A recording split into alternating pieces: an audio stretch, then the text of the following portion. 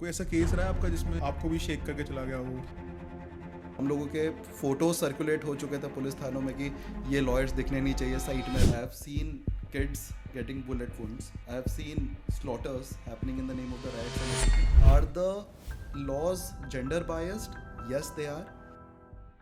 तो आपके ओपिनियन में इंडिया के टॉप अथॉरिटीज भी इन्वॉल्व होती हैं इसके अंदर, मतलब in the legal betting? They are absolutely. Profit लेते हैं पूरा। एब्सोल्युटली. मैं बोलता हूँ ना, आपकी बेटिंग गैम्बलिंग की जो टेंडेंसी है ना, वो खून में सनी हुई है. आपके लिए बड़ा नंबर लग रहा होगा 100 crore 150 crore 200 crore. I know lawyers who earn that much in a month. What is your take on the Atul Subhash के?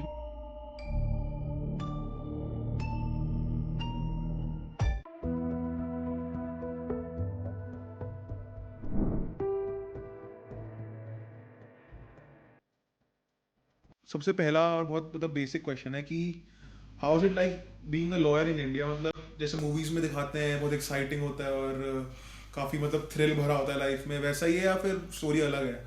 See it is very different in real life. तुम्हारे जितने भी काम का पर्सपेक्टिव रहता है इन द लीगल प्रोफेशन, वो बहुत अलग अलग वेराइड सेगमेंट्स में रहता है. तो ज़रूरी नहीं है आप हमेशा जो है कोर्ट में या कचहरी में ही डील कर रहे हो या एकदम लिंकन लॉयर्स की तरह या डील कर रहे हो आप क्रिमिनल मैटर्स में या दूसरी तरीके से जो आपको सिटकॉम्स वगैरह में देखने को मिलता है ना. रियल दुनिया काफ़ी अलग है उसमें से. तो interesting definitely, but is it similar to what is portrayed in the movies? Definitely no. So how do you feel that it is different from movies and मतलब क्या चेंजेस डिफरेंस क्या होता इन मेनी एस्पेक्ट्स. तो जो everyday grind वाला scene रहता है ना प्रोफेशनल एस्पेक्ट का, वो मूवीज या कोई भी जो भी सीरीज वगैरह बनते हैं वो कैप्चर कर ही नहीं पाएंगे. Funny फॉर बात एग्जाम्पल सूट्स की बात करते हैं हम लोग, ठीक है? तो Mike Ross has a very very photographic memory, eidetic memory, है ना? That doesn't happen in the real life. Nobody has it. Correct. Rarest of the rare people may be 1 in million would have it. ठीक है? वहाँ पर जो real time में एक law firm के अंदर सेमेंटिक्स क्या रहता है, इंटरनल पॉलिटिक्स क्या रहता है, मैटर्स जिस तरीके से हैंडल होते हैं, वो क्योंकि वो सारा कैप्चर कर नहीं पाएंगे उस चीज़ को, तो उसको ड्रामेटाइज करके बहुत ही सिंप्लीफाइड एडिशन में दिखाया जाता है. उनके कोई भी लॉयर्स के टेबल्स मैसी नहीं है. Everybody is always looking very glamorous. Correct. You know, there is a saying that my senior also said, never trust a lawyer who doesn't have dark circles, never trust a lawyer who has a very clean desk, and never trust a lawyer who always is impeccably clothed. अच्छा. ठीक है? क्योंकि आप through out the day वहाँ पर बड़े से बड़े 400 मिलियन 500 बिलियन इन सब के डील्स जो है 4 पन्नों में पहले पन्ने में लिखा जाता है फाइल में, जहाँ पर माइक रॉस खोलता है और बोलते हैं कि अच्छा मेरे पास ये रिसर्च पॉइंट है, I will come across and I will solve this merger. It doesn't happen like that. Correct. Correct. So while the impact might be large, but everyday grind है वो. पोर्डॉन से भरा पड़ा है. इंटरेस्टिंग है, लेकिन वो इंटरेस्टिंग उन लोगों के लिए है जिनको वो प्रोफेशनल पर्सपेक्टिव में मज़ा आता है. So the majority of your inclination to be in the profession is because you love the subject, you love the industry. तो ज़रूरी नहीं है हर किसी को सेम चीज़ भाई या हर चीज़ उतना ही इंटरेस्टिंग लगे. करेक्ट.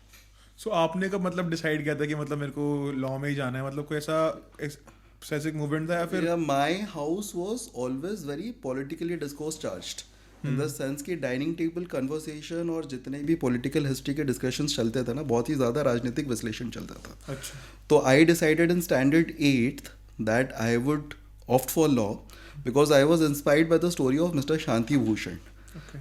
मैं इनफैक्ट उनके पास बाद में भी इंटर्नशिप के लिए गया हूँ. अब बता सकते हो? हाँ, तो मैं बता रहा हूँ क्या हुआ.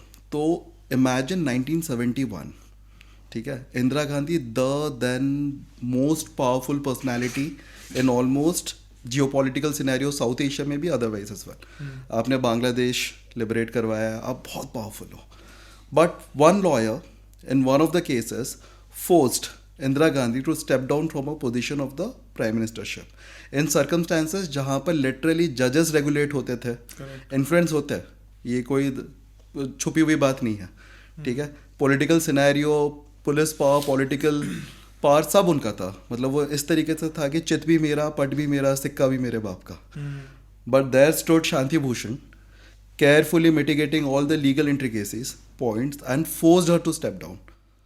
So that inspired me. So also this profession, if you look into it more in an intuitive manner, ये तुम्हारा judiciary bureaucracy, enforcement authorities, political bureau, capital, जितने भी तुम्हारे इंडस्ट्रियलिस्ट हैं, इन सबके बीच में एक सेम्बलेंस रख के चलता है, एक जुड़ता हुआ डोर है. Correct. So you are in the center of a lobby that can literally shake the foundations. Correct. Both the capital foundation, both the constitutional foundation, देश कितना कैसे shape होगा. So you belong to this handful of people who get the opportunity to interact in a diverse manner that is so impactful in their nature. सो मतलब कोई ऐसा case रहा है आपका जिसमें मतलब काफ़ी आपको भी शेक करके चला गया हो, या फिर मतलब Yeah, there was one case. In fact, I always say that rarely have I come across anyone who is so good in his domain area as senior advocate Sanjay Upadhyay is in environmental law. हाँ जी. तो ये initial days था, मैं भी काफ़ी naive था, मैं environmental matters थोड़े बहुत करता था, मेरे को ज़्यादा समझ नहीं था. लेकिन वन केस केम अक्रॉस जहाँ पर एक कालेश्वरम प्रोजेक्ट था, लिफ्ट इरिगेशन स्कीम था, और एक पालमुरु लिफ्ट इरिगेशन स्कीम था. दोनों जो है तेलंगाना की सरकार कर रही थी. Hectares and hectares of forest land was being eroded. उस प्रोजेक्ट का ना सर था ना पाव था. एक पुराना प्रोजेक्ट था जिसको रिवैम किया गया था. Acres and acres of land खाली किए जा रहे थे. अमराबाद टाइगर रिजर्व था, उसको ओवरफ्लो कर दिया जाता था. एक मात्र फ्रेश वाटर क्रोकोडाइल सेंचुरी है, उसको फ्लड किया जा रहा था. तो when you connect the field with the subject, तब तुम्हें समझ में आता है कि इम्पैक्ट कितना बड़ा है. वो केस अच्छा था क्योंकि हम लोगों के फ़ोटो सर्कुलेट हो चुके थे पुलिस थानों में कि ये लॉयर्स दिखने नहीं चाहिए साइट में, एविडेंस कलेक्ट करते हुए उनको उठा दिया जाए. बहुत बार ऐसा हुआ है कि पुलिस ने आके उठा लिया, अरेस्ट किया और गांव वालों ने प्रोटेक्ट किया है. अच्छा. बैठा के पूरी जिप्सी को पालकी की तरह उठा लिया था. अच्छा. 3 दिन मैं जंगलों में घुमा हूँ एविडेंस कलेक्ट करते हुए. कई बार ट्रक के पदान में जहाँ पर माइनिंग्स चल रहे थे छुप के गया हूँ. वो तुम्हारा गारमेंट का एक छोटा सा आता है वो जियो पोजिशनिंग सैटेलाइट, वहाँ पर और अखबार लेके फोटो खींचता था मैं. This is the side of law that people don't know. This is the side of the law that people don't know. Yeah. But that was one set of matter that I did handle. And the team was excellent. It was superb and it was excellent. Finally we won, but it was more of a symbological win. क्योंकि जो judgement पास होता है वो implement कितना होता है, at the end of the day it is the political will and the democratic will that has to implement it. So that is also very different. So law in book and law in actions are completely correct different. तो जो बोलते हैं ना letter और spirit में फ़र्क है, वो फ़र्क था. हमारे इंडिया के टॉप लॉयर्स होते हैं. करेक्ट. काफियों की फीस करोड़ में भी होती है अपीयरेंसेस. एब्सोल्युटली. बहुत मतलब मैं तो अभी काफी सुन रहा हूँ कि होता है. सो मतलब इसका कोई स्पेसिफिक रीजन है कि एक्सपीरियंस भी होता है सिर्फ, या फिर मतलब ऐसा क्या वैल्यू प्रोवाइड करते हैं वो लोग कि लोग इतना तक See, somebody who can afford that much money to be paid to a specific lawyer is definitely not dumb enough to simply throw away that much money. Correct है ना. उसके stakes उतने हाई रहते हैं. He has that much faith in the competency and the credibility and the impact that that particular lawyer is going to make. तो अगर कोई बोलता है कि साल्वे सर बहुत ज़्यादा चार्ज करते हैं, रोदगी सर बहुत ज़्यादा चार्ज करते हैं, सिबल सर बहुत ज़्यादा चार्ज करते हैं, because they are worth that much. They have achieved that pedestal in their life through years and years of grinding. Despite, irrespective of the background, they are good. Those are the people who you will happily pay to defend you because the stakes are that much high. Correct. At the end of the day, चाहे कोई भी litigation बंदा हो, कोई भी litigator हो, है ना, तो उसके लिए वो कॉस्ट वर्सेस बेनिफिट वाला एनालिसिस वो भी अप्लाई करता है. तो अगर वो वर्थ इट नहीं होता तो पे नहीं करता. अगर वो वर्थ इट नहीं होता तो इनके पास मैटर्स भर भर के नहीं आते. आप किसी भी मिसलेनियस डे में चले जाओ, आप रोदगी सर को देखो, he is extremely busy and nobody gets to judge how much he charges because at the end of the day he has the matter. So the market, the matters, they speak for itself. Correct. वो worth it है तो पैसा मिल रहा है. अगर लोगों को लगता है कि डिजर्व नहीं करते तो पैसे नहीं देते. So what is that they specifically bring to the table कि मतलब people are going they for them? have that pedigree of legal acumen. There is something called as bench presence. They have that degree of bench presence. They are known in the industry that much. So they have mastered the subject through years and years of grinding. At time they carry forward the legacy as well.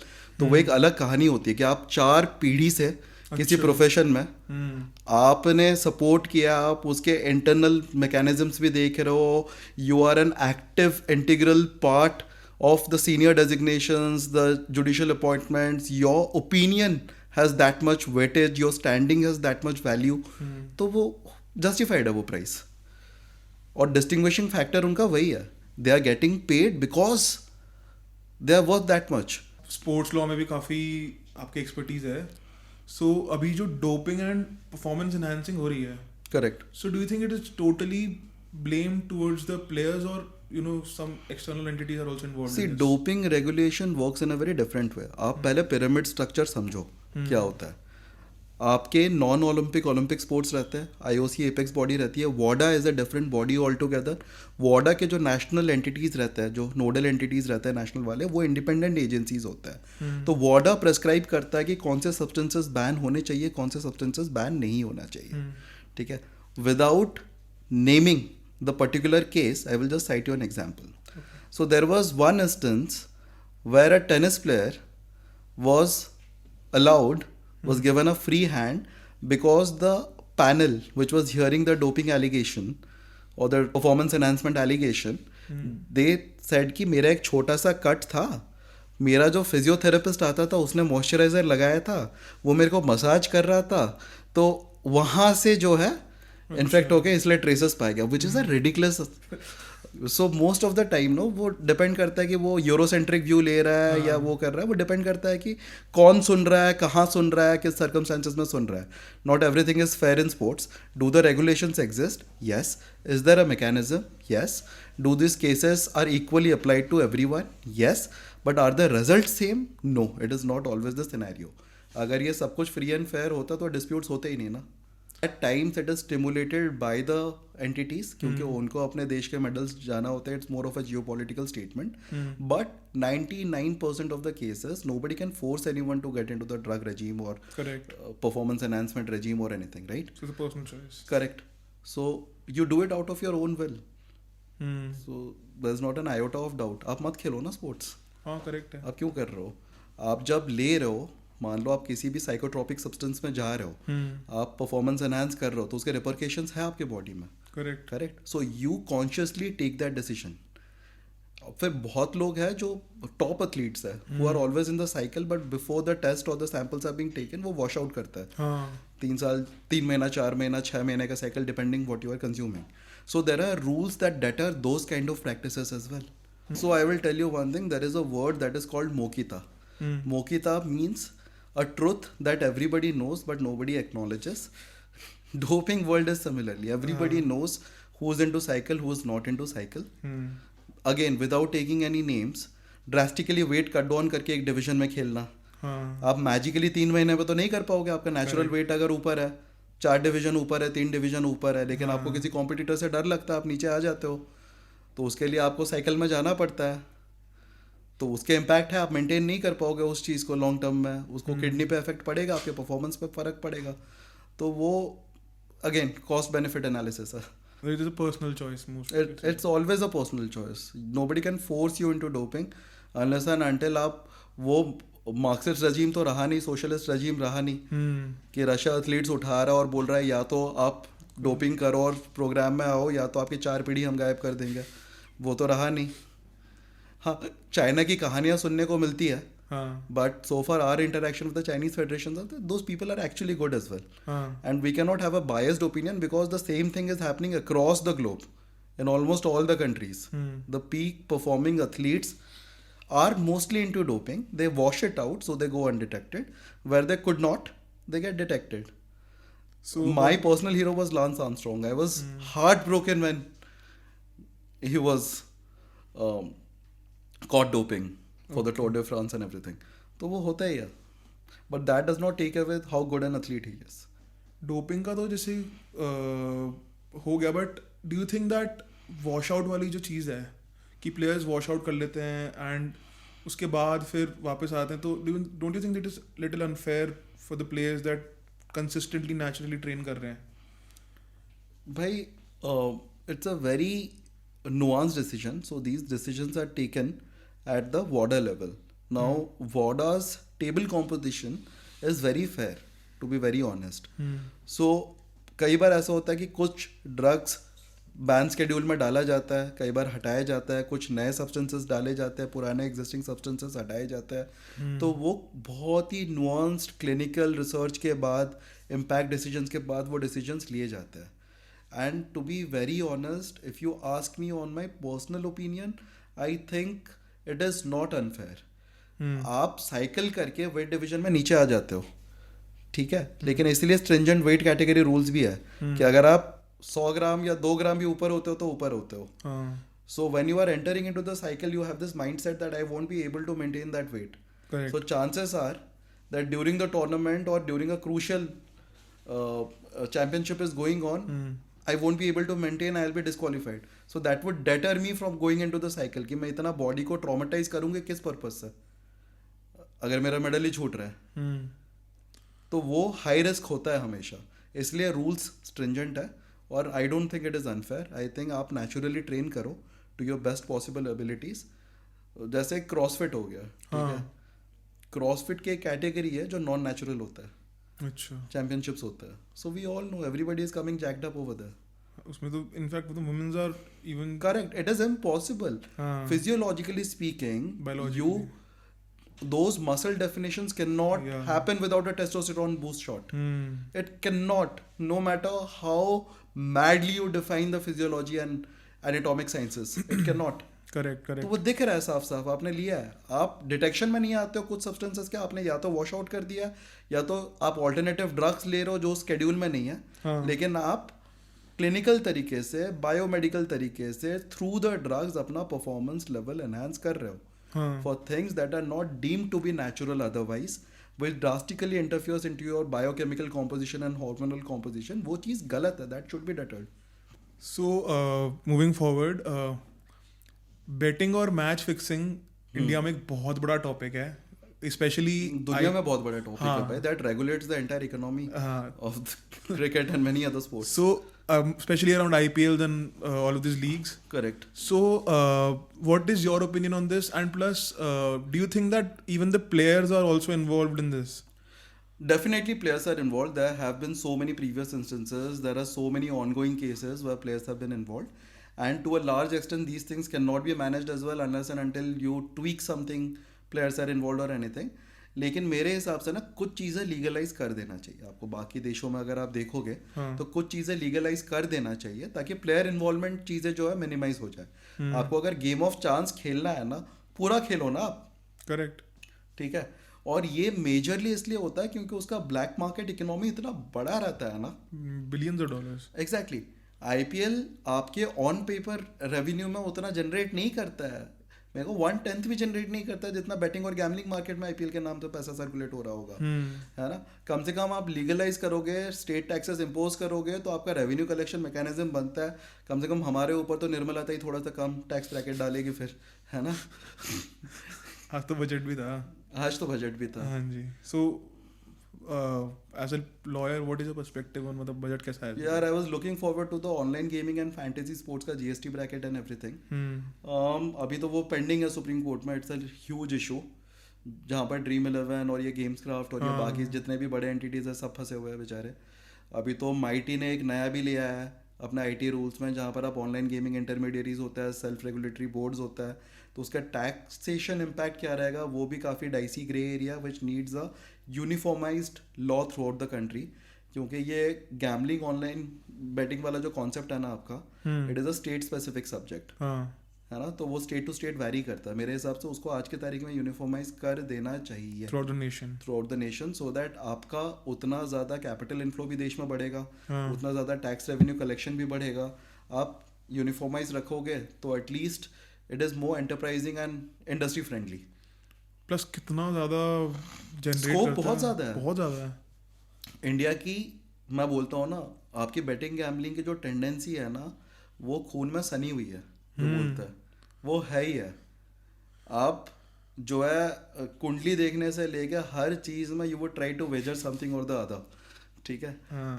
Even before all this things were came into place there used to be cock fights, snake fights, dog fights and everything. वो भी illegal है but अभी भी होती हैं. नहीं वो illegal है.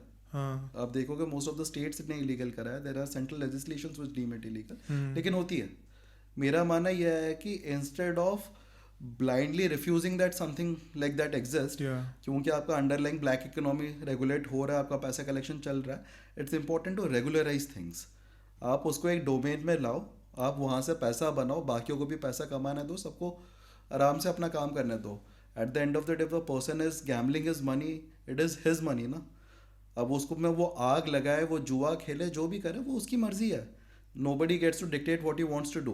But at the same time, when you make it illegal, so that entire circulation of the currency goes unaccounted for. है ना? सो आपके ओपिनियन में इंडिया के टॉप अथॉरिटीज भी इन्वॉल्व होती हैं इसके अंदर, मतलब इन द लीगल बेटिंग अभी लीगल ही है, Yeah, they are. सो मतलब They are. Absolutely. प्रॉफिट लेते हैं पूरा. Absolutely. Without that, it is impossible, ना?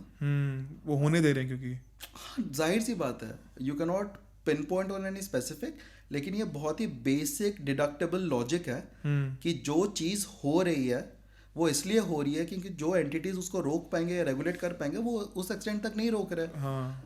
ऐसा तो नहीं है कि डेटा नहीं है, ऐसा तो नहीं है कि इंटेल नहीं है, ऐसा तो नहीं है कि कैपेबिलिटी नहीं है, कॉम्पिटेंस नहीं है, मॉनिटरिंग नहीं है, कुछ तो है ही नहीं ना. तो चल ही रहा है. So it goes on. अच्छा, आपका कोई ऐसा कोई कोर्ट रूम का केस हो जो मतलब अभी तक सोच के थोड़ा सा अनईजी हो जाते हो आप? There are many others. We encounter such episodes almost on a regular basis. So what might sound very interesting and thrilling to the public at large, that's the everyday business for us. For Okay. example, one of the cases I was handling, I used to go to the morgue with a state police security at 1:30 a.m. 2:30 a.m. in the night Okay. and look into the dead bodies to see that जो laceration wounds है वो match कर रहे हैं कि नहीं कर रहा है. तो I have seen kids getting bullet wounds. I have seen slaughters happening in the name of the riots and everything. Okay. So those things take an impact on your mental toll. So you need to keep a balance. Oh, that is very. Exactly. In fact, I shifted to sports law because हाँ. I had the expertise, but I wanted to do a mix match and experiment myself in the initial years of the career. But I was not able to cope up with the extremes of the criminal litigation or anything, and I never had an interest in it to start with. To be Okay. very honest, they came along in my way during my formative years, so I did it. But I do not claim an expertise. I do not have that, and I do not have any interest as well.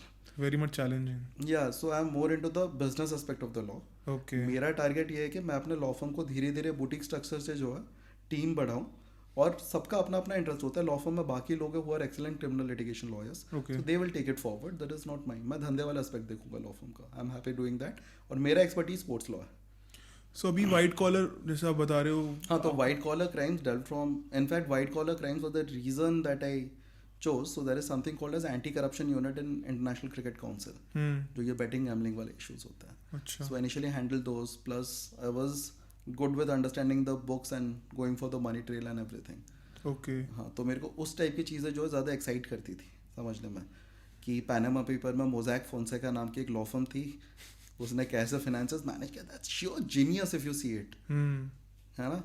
तो मैं ये नहीं बोल रहा कि उसको करो, लेकिन उसको पकड़ना, समझना, जस्ट डिग्री ऑफ एक्यूमेन चाहिए तुम्हें. That always used to excite me. The best part about this profession is that the real life perspective that you get हाँ. Is very different from other professional people can even comprehend. तो आपके लिए बड़ा number लग रहा होगा 100 crore, 150 crore, 200 crore. I know lawyers who earn that much in a month. ठीक है, तो 100 करोड़. हाँ हाँ, I think it's very common in the law fraternity. Yeah, and I'm speaking about both accounted and unaccounted. ठीक है, those things exist in every profession. Yeah. At a larger scale as well. So when you're defending a company, Correct. so what all is going on? You know, you obviously know everything about them. If it is illegal or doing something. Not illegal. everything we know. We can only ask them and they can revert to us कि भाई ये चीज़ें हैं. And that's something called as client instructions. Okay. So what happens is generally when we take up a matter or a brief or a specific assignment, so whatever queries we have, we ask the clients directly. So we have to abide by whatever they instruct us formally. We cannot exceed those instructions. Okay. We can never do that. So for you, at times you know that ये बंदा झूठ बोल रहा है. but you can't say. But I cannot say it before the bench. हाँ. At times you know that ठीक है, there is something more behind the background story, but unless and until that has been divulged to me, Yeah. so I cannot use that intel or anything. तो क्या चीज़ों का ध्यान रखना चाहिए, coming back to your question, वो जो बोलते हैं ना व्यक्ति वस्तु परिस्थिति देख के आपको सोचना पड़ेगा, तो वो वही है. So depends on the facts and circumstances. Case to case basis में आप उन सब चीज़ों का ध्यान रखते हो. जैसे मैं फंडामेंटली कुछ चीज़ों के अगेंस्ट हूँ, Okay. That no matter what I would not bow down before those principles. Can you So share मैं them? वहाँ पर adamant हूँ. Can you share them? Yeah, I would never ever defend a child rapist. Okay. मैं जो है वो कुछ नहीं करूँगा मैं. I draw my line over there. Okay. If I know from the first hand that something has been done which has financed, which goes for terror financing and everything, I would never ever defend it. Correct. ठीक है. That does not mean that I would not defend it on the terms of legal representation, but I would never fabricate those things. I would never lie before the bench. I mean, nobody does that as well, at least on the papers, what the Advocates Act say, your ethical code of conduct, rules and everything. But I personally would not. अगर मैं लड़ूंगा भी उन clients के लिए कभी भी, if my firm represents or I represent them, then we will only argue upon the points which are not dicey, which we are sure of and can be contested. मैं procedural aspect पे लड़ सकता हूँ कि भैया इसको procedural aspect पे bail मिलना चाहिए क्योंकि इसको जो है proper summoning नहीं हुआ था, इसकी जो है वो कस्टडी में रहने की आवश्यकता है नहीं, ट्रायल चलने दीजिए. तो उन सब चीज़ों पे मैं कभी ये नहीं बोलूँगा नहीं उसने किया ही नहीं है, जबकि मेरे को पता होगा कि उसने किया है. Correct. तो वो मैं कभी नहीं बोलूँगा. So, do clients confess the crimes to you? Yeah, most of the times they do. They do. They do. Most of the times they do. At times they don't. Okay.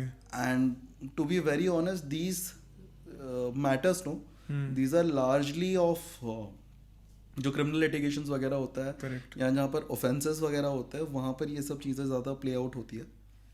So what do you do as a lawyer at that time?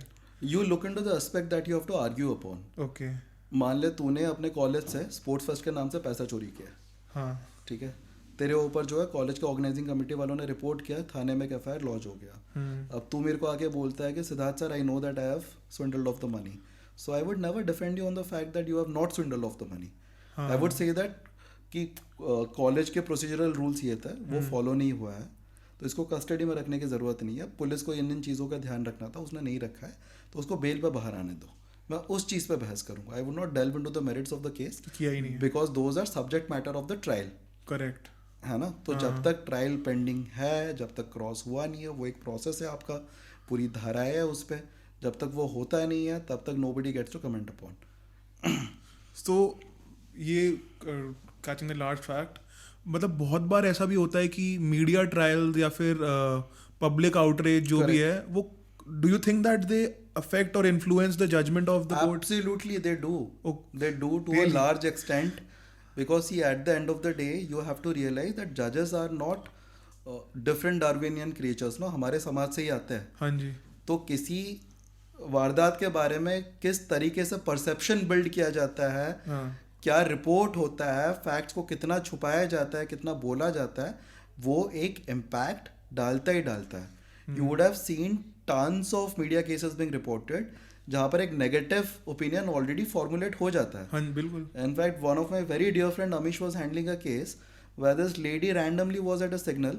उसने video बनाया, उस बंदे का बेचारे का upload कर दिया, उसकी नौकरी छूट गई, सालों कोर्ट में घसीटता रहा, एक पब्लिक परसेप्शन क्रिएट हो गया था और सारी चीज़ें हो गई थी.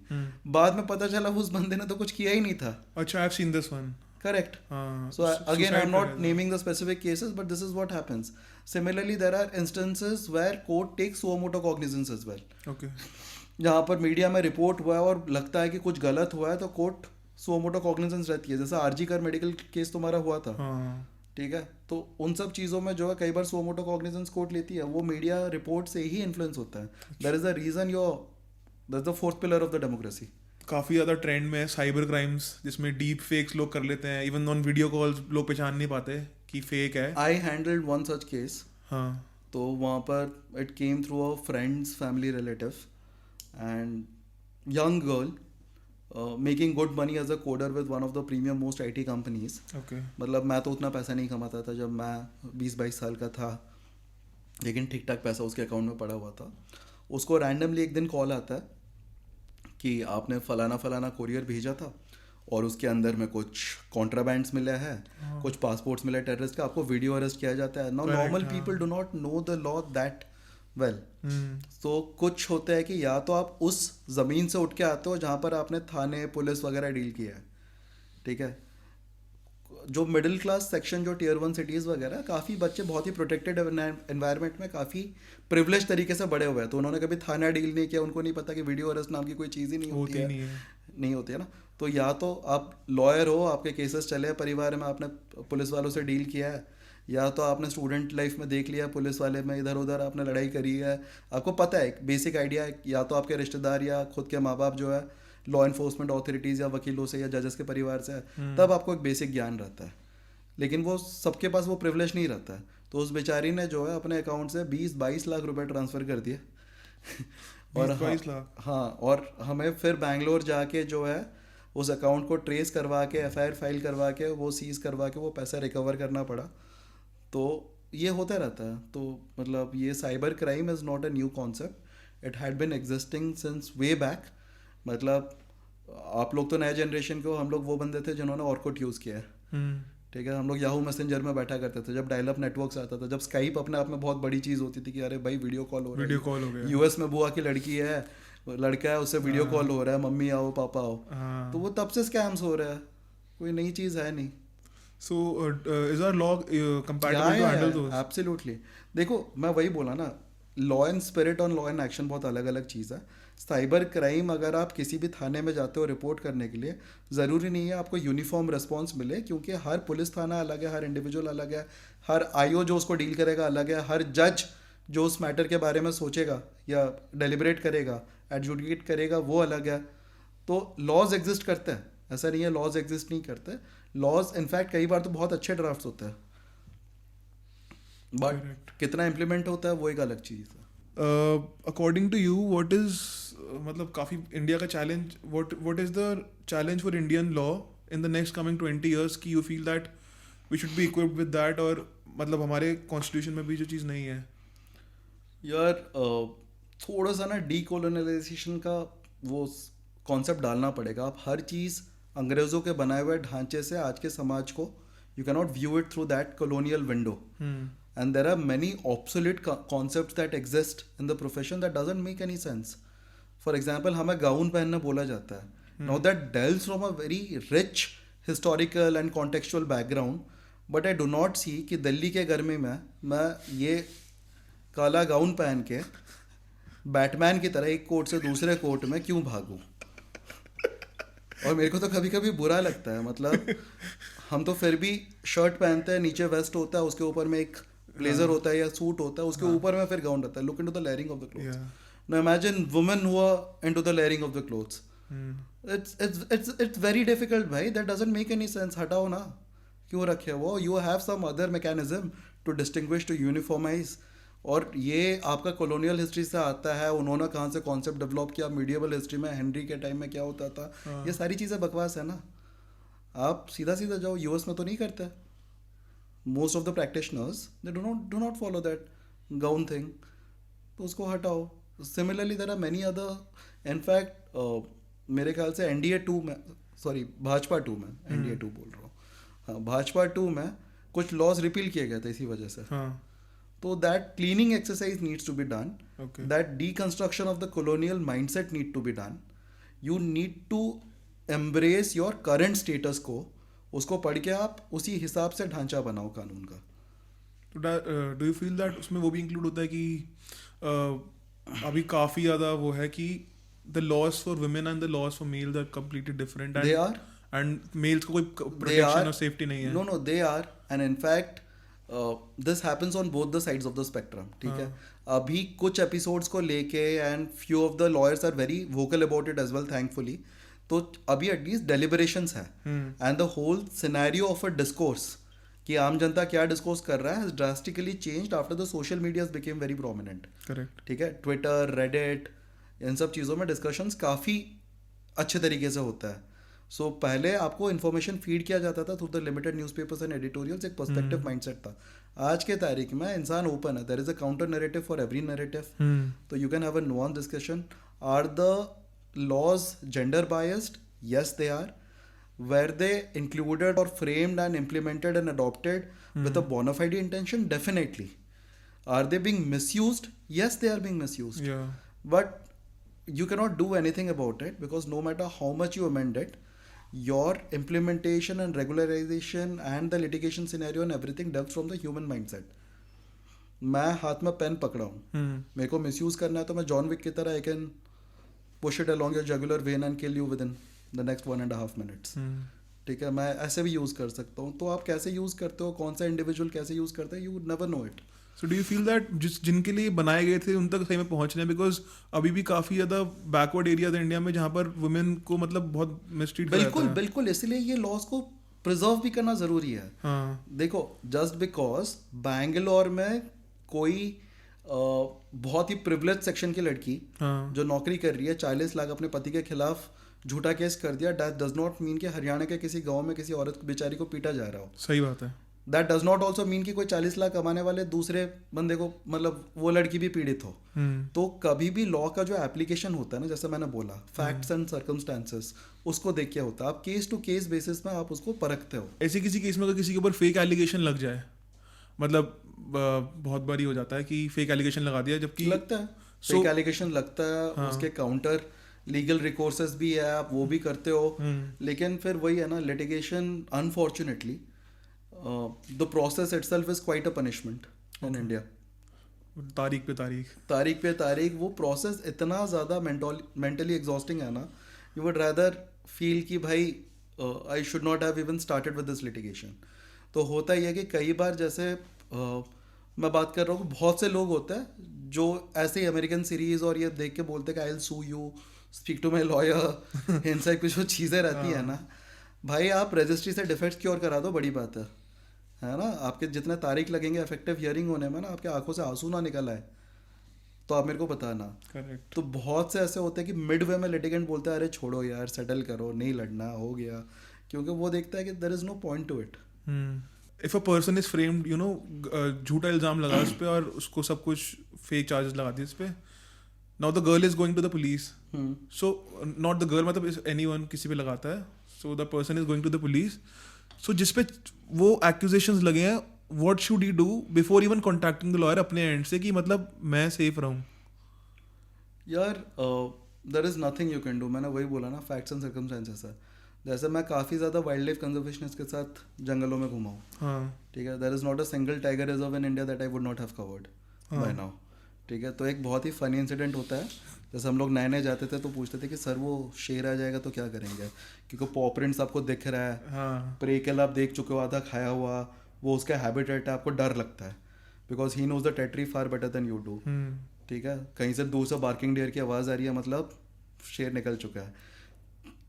तो वहाँ पर एक छोटा सा लाइन जो है, वो फॉरेस्ट रेंजर्स बोलते हैं सर क्या करना है, जो करेगा वही करेगा. है ना.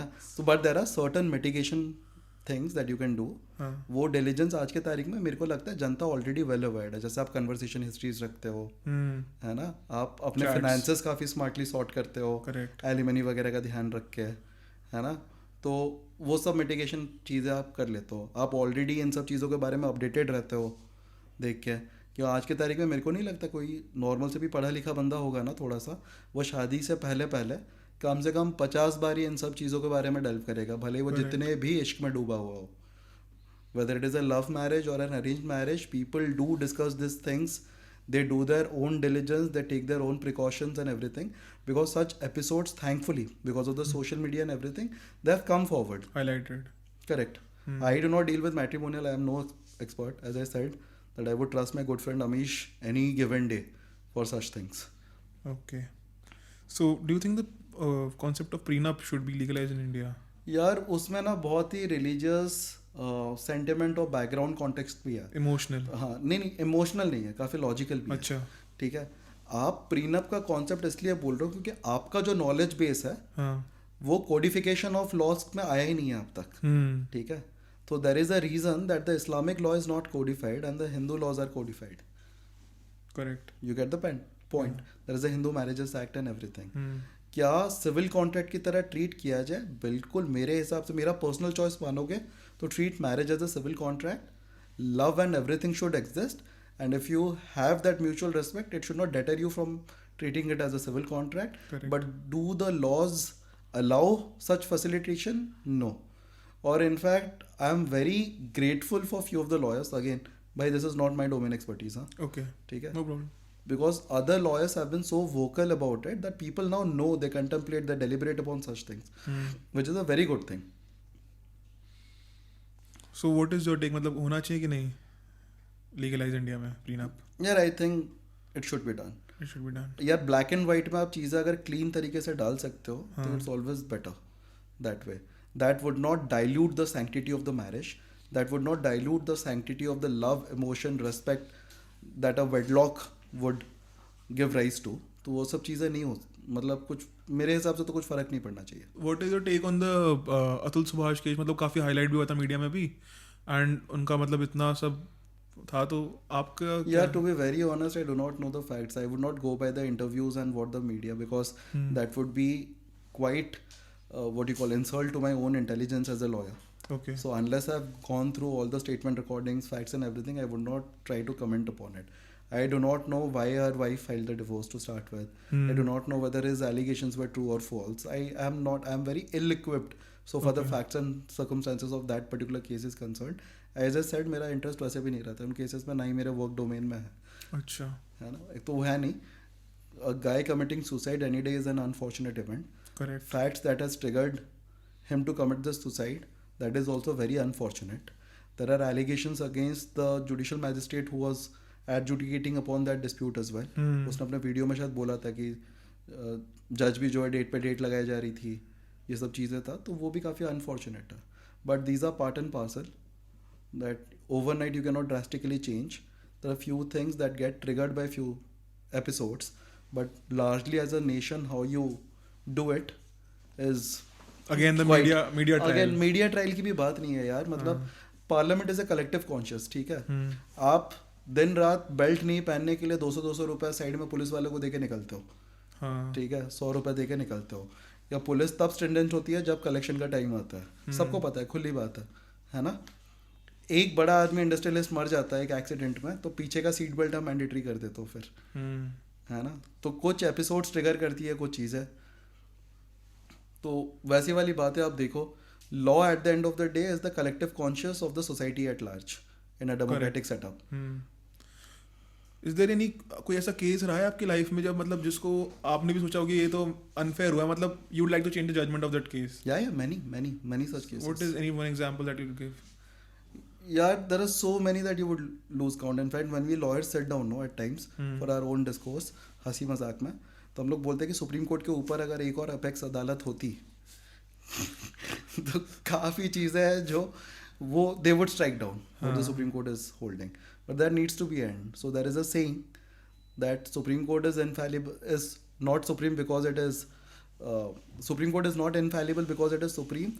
It is supreme because it is infallible. Correct. तो ये चीज़ें बोली जाती है. तो है काफ़ी केसेस है, काफ़ी कंट्रोवर्शियल केसेस में मेरे डिफरेंट ओपिनियन है. कोई ऐसा एक अगर आप बता सको, इफ इट्स ओके. यार I have a very different opinion about the control and regulation of the temples in India. Okay. I am strictly against it. State control should not be specific to one religion. Correct. So I am against it. Okay. Anything that you would like to change about our Indian law? Many. Any one example that you could give? यार so many, as I said, decolonization of the entire set of the acts and rules and the concepts that we have. तो जितना हम Indic perspective ले, जितना हम अभी के current status को एक्नॉलेज करें बिना डॉगमेटिक बन के, उतना ज़्यादा अच्छा है. Facts for facts, let's just acknowledge, let's not keep everything what I said. मौखिता रखने की ज़रूरत है नहीं ना. जो चीज़ें आपको ब्लेटेंटली दिख रहा है, एक्नॉलेज करो उसको. सही बात है. लेकिन वो इतना सिंपल नहीं होता. There is a lot of political will, उनके सिमेंटिक्स अलग रहते हैं, काफ़ी पैसा इन्वॉल्व रहता है. बेनिफिट्स. हाँ, तो मान लो ना कोई एमएलए के टिकट के लिए पैसा खिलाना पड़ता है. वो बेचारा अगर उसका बेटिंग गैम्बलिंग का नेटवर्क है तो वो जाने तो नहीं देगा. वही पैसा पार्टी को भी फंड करता होगा, वही पैसा बाकियों को भी फंड करता होगा. करेक्ट. तो it's a very complex regimen. It's not that simple. You cannot simply say that just because we want this, we will get this.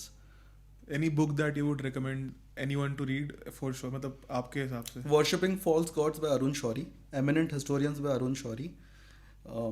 These two books to start with. Okay. And after that, I would recommend go read up J. Sai Deepak. J. Sai Deepak. You are very influenced by him, no? He's been a very good friend, and I concur mostly to his research skills and acumen and articulation. Because he speaks more based on the facts. He is very good. Yeah.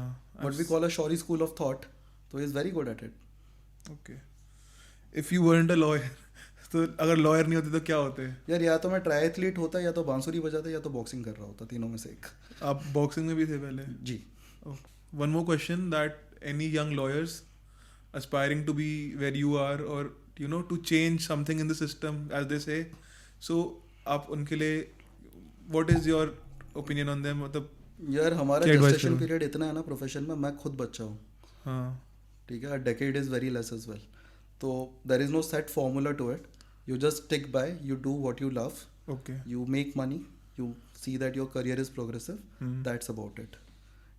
If something is bothering you, don't take it up. Weigh your mental health, weigh your own checks and balances, how you want to exhaust it, and stick to the profession if you love it. Do what you love.